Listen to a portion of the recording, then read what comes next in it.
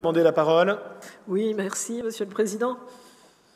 Vous avez souhaité partir d'une page blanche à l'automne 2021 sur le financement des projets des communes et intercommunalités avec une légère tendance à nier le fait intercommunal au travers du pacte Finistère 2030, considérant qu'avant vous, le principe de contractualisation n'avait produit que frustration et complexité. Dès cette date, vous avez affiché des chiffres que, depuis, vous répétez à l'envi. 210 millions d'euros sur la durée du mandat, 50 millions sur le volet 1, 120 millions sur le volet 2, 40 millions pour le volet 3. Mais la réalité de l'exécution budgétaire du pacte ne peut reposer que sur la seule volonté du département.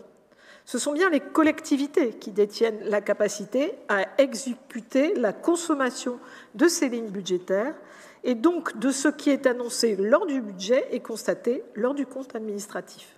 Au fil du contexte économique, les crises, la capacité à emprunter, les limites existent et elles ont toujours existé.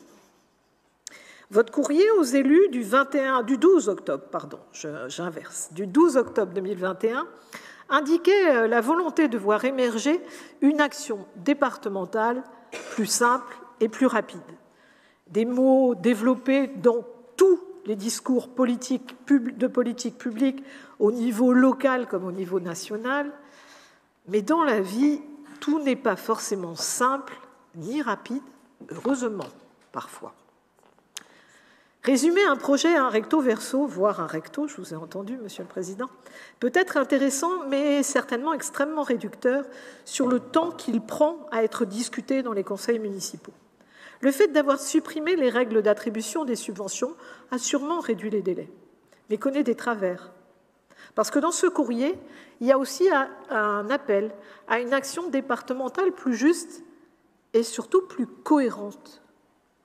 Mais le fait d'avoir supprimé des critères d'attribution de subventions empêche désormais toute forme d'évaluation de la responsabilité du département en tant qu'aménageur du territoire. Ce qui vous appartient, Monsieur le Président, c'est certainement d'entretenir un pacte de confiance avec les maires et les présidents d'intercommunalités et tous les élus sûrement. C'est normal, c'est notre rôle à tous ici. Mais c'est aussi de faire en sorte que l'addition de tous les projets financés concourt à répondre à des objectifs supra qui nous sont assignés en tant que collectivité départementale. Et on ne pourra pas y échapper. Aujourd'hui, ne pas se poser la question de savoir comment les subventions que l'on attribue au département ont un effet levier en matière d'atteinte des objectifs environnementaux que la France et l'Europe ont fixés, et on ne pourra pas y échapper. Au nom de quoi on y échapperait? D'ailleurs, je pense vraiment que la volonté gouvernementale va être de territorialiser la planification écologique. Et ça va nous rattraper très vite.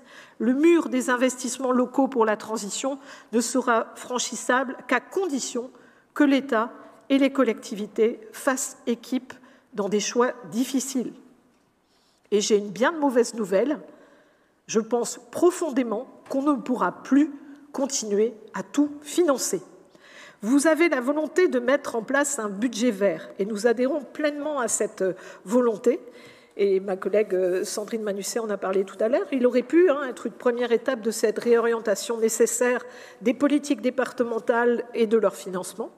Et puis je vous rappelle aussi que je peux bien sûr mettre à votre disposition les 50 nuances de vert de la palette de crayons que je vous proposais le mois dernier.